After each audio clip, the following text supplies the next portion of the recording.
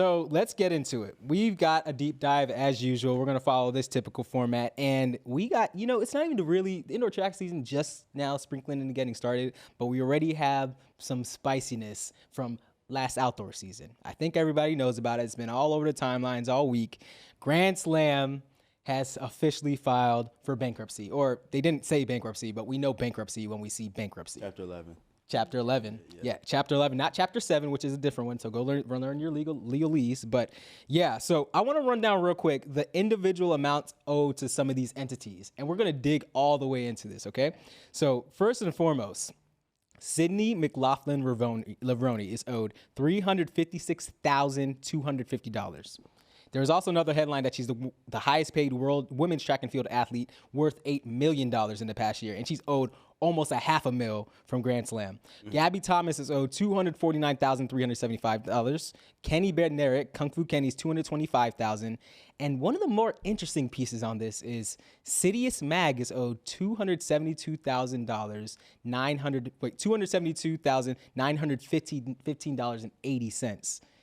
That's more than any other athlete other than Sydney. Nia, I know you had some hot takes about this. What's on your mind about this one? What was the list of deliverables that Sidious gave Grand Slam track where they were like, this is what we're going to do for you is going to be like this much. And my thing is, what was the promises given to Sidious for them to kind of go through with it without receiving the money first or some sort of like deposit payment? I don't know the ins and outs. Maybe they did get that, but I am so curious as to how we got here. Because we also have to remember, this is how much they owe. Right. So that's not even, maybe that could have been a 50-50 deposit. We don't even know. Right. I highly doubt that, everybody went there with no money, especially these big names. They went there on a whim. And if you go through and you do the prize money, things of that nature, and appearance fees, it should be more than that. Like, for example, Gabby Thomas, she won. Didn't she? She won one, and then I forgot which, it was in Jamaica, correct? Yeah. So everybody's not guaranteed to pay Sidious. How much they owe Sidious? That might not even been the whole thing. So they could have been paying $500,000. Like, who knows? Yeah. The whole thing is just like, it's so disheartening to me because I can't even like fault the athletes or Sidious for believing in this because we all bought into it, right? And I think you didn't? I mean, I kind of did, but I feel like the innovative energy behind it was amazing, spectacular. Yeah. But I do think that it was very obvious that there was like more push and more action and not enough planning. Like there should have been certain things thought out a little bit better. Now, I love the energy. I love the effort that was put there. It was amazing. And just the needs, the field to take action and, change the sport. It was there. Like it was in the right place in the heart. But it could have been handled slightly different. Even as a spectator, I was currently a track and field athlete. I wanted to run Grand Slam for a while. It was like, cool, like this format could low-key be adjusted a little bit because although we're intelligent people, it's very confusing to the average consumer. I personally, there's so many different opinions here, and we're going to get to another opinion in a bit. And I want to I know, Neil, you got something else you want to say. I want to let you have your time. I was concerned, and I wanted to be wrong about this because I personally know a number of people in the Grand Slam organization, and I've been able to work with them, and they're good people, which really sucks. And I hate to see, when good people have to go down with a ship that they were trying their best to do right for, because we'll leave out the decisions of the people at the top. I don't know how that all works. I can't speak to that. But I say all that to say there was a point they were talking about $30 million in funding. And my initial gut reaction when I first heard about that, when it was first announced, is how is $30 million enough to ride a new league that you're paying this much? Logistics, production costs. Anytime I hear things, I'm automatically think the commercial production. So yeah, I wanted to be wrong about that. And it sucks to have been right for once. Yeah, I think like the logistics around it were just off. And you can tell that in Jamaica, you can tell they invested a ton in it, but I don't know if they decided to invest in knowing maybe the culture, like in terms of what time people go to work and when to like maybe what time to do stuff. 'Cause I know Sundays they had it. Jamaicans go to church. Yeah. You know what I mean? They go to church. So to have it during that time wasn't the best. I think the ticket prices were like, not, you know what I'm saying? Logistically, it was off. But my other point I was going to make was just the fact that it's sad that for those who did buy into it, it kind of like, it's deflating. 'Cause I know I spoke with Sydney McLaughlin Lavroni after the Philly Grand Slam. And one of my things was like, you were the first person to sign to Grand Slam track. Why? And she said, when I do something, it has to mean something.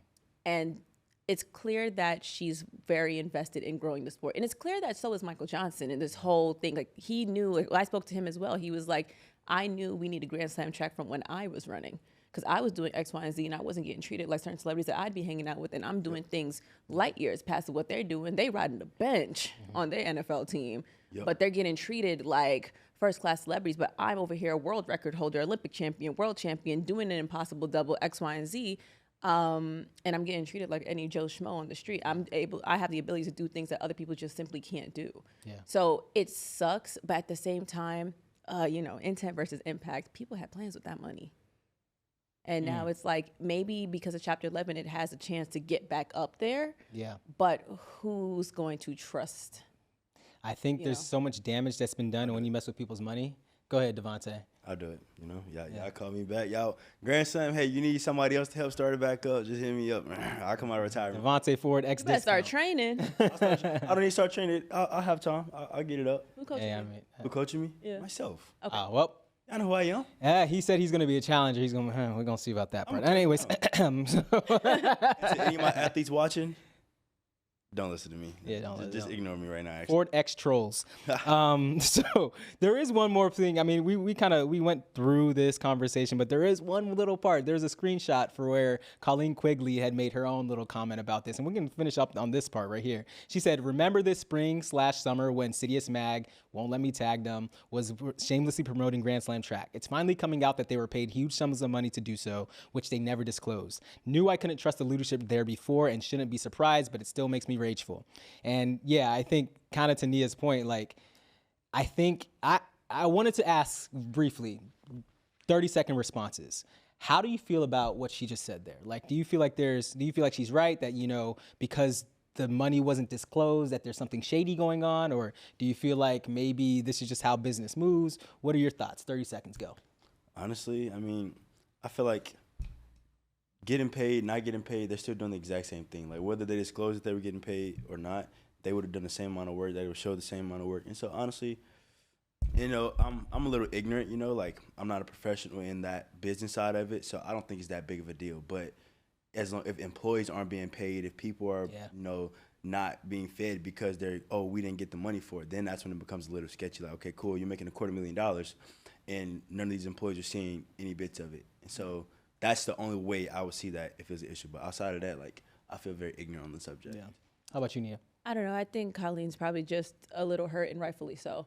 It's hard not to be in the sport and take it personally, whether you're involved in Grand Slam track or not. So I think in her eyes, she may be City as being instrumental in maybe the reasoning or like the lack of financial transparency that Grand Slam also didn't provide. I think she's, grouping cities into that. And I guess I get it, because if their name's on that list and they invested into this mission to that extent to like promote it and potentially sell a fallacy in a sense. Yeah. She's probably just disheartened by it. And I think if you're especially that deeply involved in the track and field community and on that level of it and a professional runner, it's hard not to take it personally, because it's something that you love. It's something that you invest in time, money, blood, sweat, and tears. Yeah. So that's kind of my Hey, for $250,000, I promote Grand Slam all over my page too. I mean, hey. Actually, for 10 bands, I'll promote. The You know what I Ford can X do with 10 discounts. bands right now? Yeah, really though. I mean, I think I'd like to tie that up. I really I'm kind of in between. I think it's very nuanced. I know what it's like to be owed money. Nigeria.